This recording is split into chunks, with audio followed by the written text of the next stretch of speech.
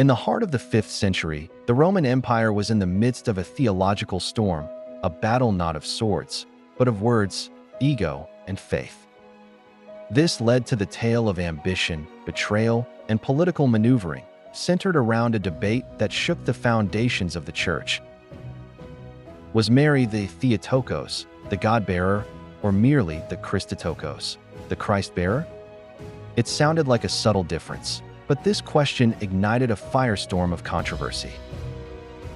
This is the story of the Council of Ephesus, a clash of titans that would forever alter the course of Christianity. This is the story of the men behind the drama and intrigue of the Council of Ephesus, a race where the swift, not the righteous, prevailed.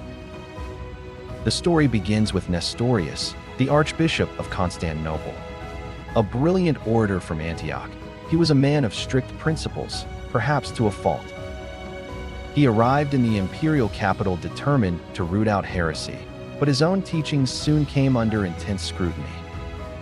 He argued that Mary gave birth to the human Jesus, not the divine Logos, and thus should be called Christotokos. To many, this sounded like he was splitting Christ into two separate persons, a human one and a divine one. Opposing him was the formidable Cyril, the Patriarch of Alexandria. Cunning, ruthless, and fiercely intelligent, Cyril saw Nestorius not just as a heretic, but as a rival for influence in the empire. Alexandria and Constantinople were competing centers of power, and this theological dispute became their battleground. Cyril championed the title Theotokos with unyielding passion, believing it was essential to affirm the single, unified person of Jesus Christ, both fully God and fully man. Caught in the middle were other powerful figures. John, the Patriarch of Antioch, was a friend of Nestorius and shared his theological background.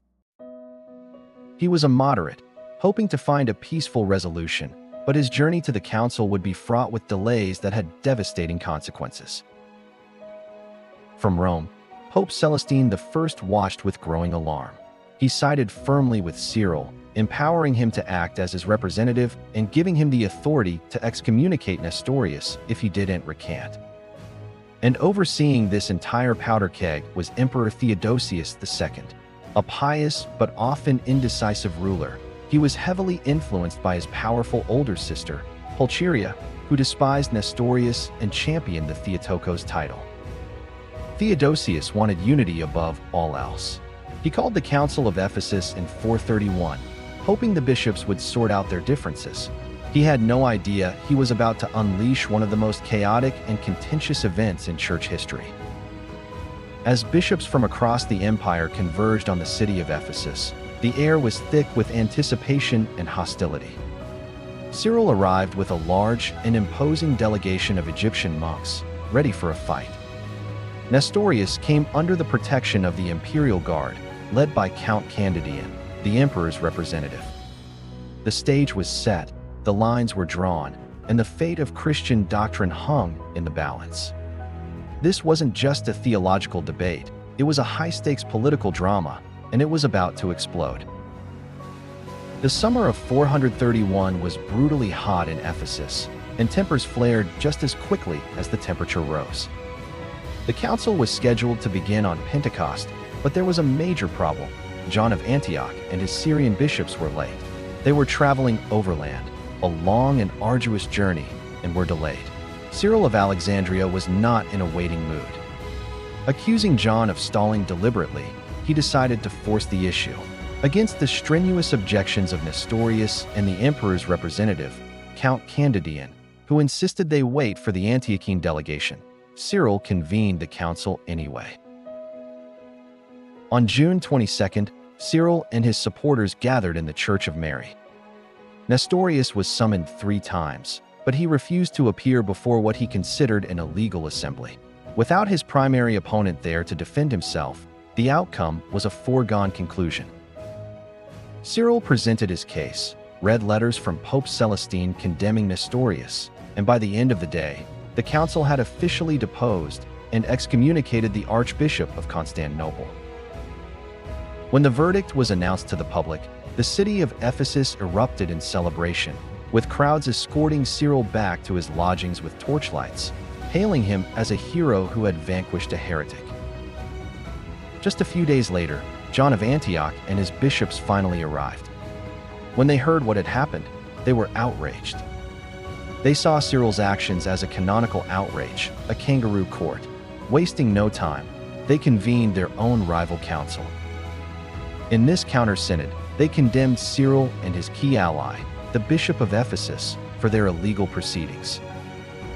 They declared Cyril a heretic himself, guilty of mixing the divine and human natures of Christ, and voted to depose him.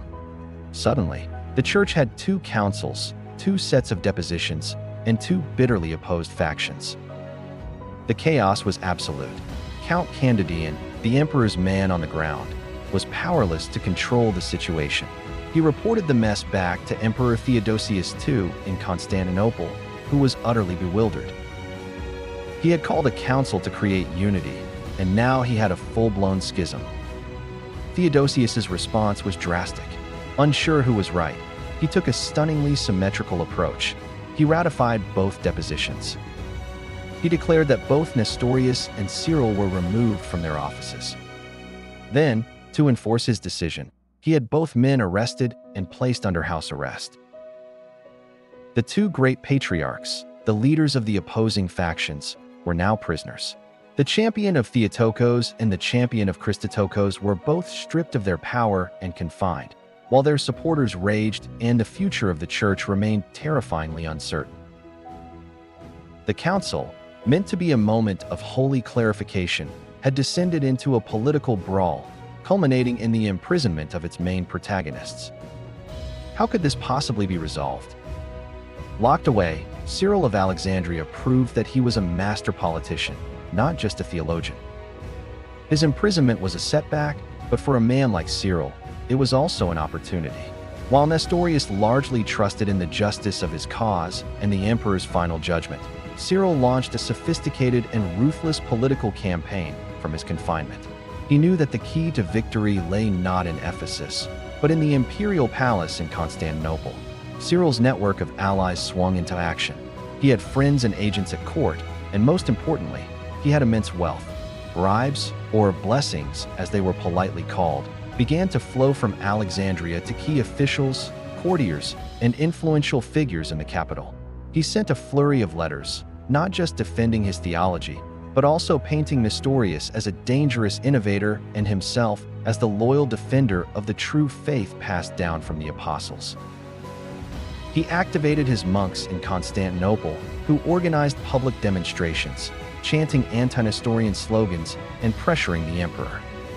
He also had a powerful ally in the emperor's own sister, Pulcheria, who had long supported his cause. The pressure mounted on Theodosius II. The capital was in an uproar, and his court was being bought out from under him. John of Antioch and the eastern bishops tried to counter Cyril, but they lacked his resources and his single-minded determination. They were negotiators. Cyril was a warrior. Eventually, the emperor buckled. He dispatched a high-ranking official to Ephesus to investigate, but by then, Cyril's campaign had already succeeded. The decision was made. Cyril was exonerated and released. He returned to Alexandria in triumph, hailed as a victorious saint. Nestorius, on the other hand, was formally condemned and his deposition was confirmed. His fate was sealed. He was initially sent back to his old monastery near Antioch, but his presence was still considered a threat. A few years later, he was exiled to a remote oasis in the Egyptian desert, ironically, in the heart of his rival Cyril's territory. He would spend the rest of his life there, a broken man, writing in his own defense but silenced by the victors, and he died in obscurity. The Council of Ephesus was officially over, but its consequences echoed for centuries. And it was here, at Ephesus, that Mary was officially proclaimed Theotokos, Mother of God, a definition that would shape Christian belief for centuries. John of Antioch and Cyril of Alexandria eventually reached a compromise in 433, the Formula of Union, which healed the immediate rift between their factions. But the damage was done. The most ardent followers of Nestorius, refusing to accept his condemnation, were pushed out of the Roman Empire. They found refuge in the Persian Empire and spread their teachings east, establishing what would become the Church of the East, sometimes called the Nestorian Church. This marked the first major, lasting schism over Christological doctrine, a division that persists to this day. The drama of Ephesus shows us that church history is never just about theology. It's a deeply human story of power, politics, personality, and ambition. It was a battle for the soul of Christianity, fought by brilliant but flawed men, and its outcome shaped the world we live in. Thank you for watching. If you found this story as fascinating as I do, be sure to like this video and subscribe to our channel for more explorations into the dramatic history of our world. See you next time.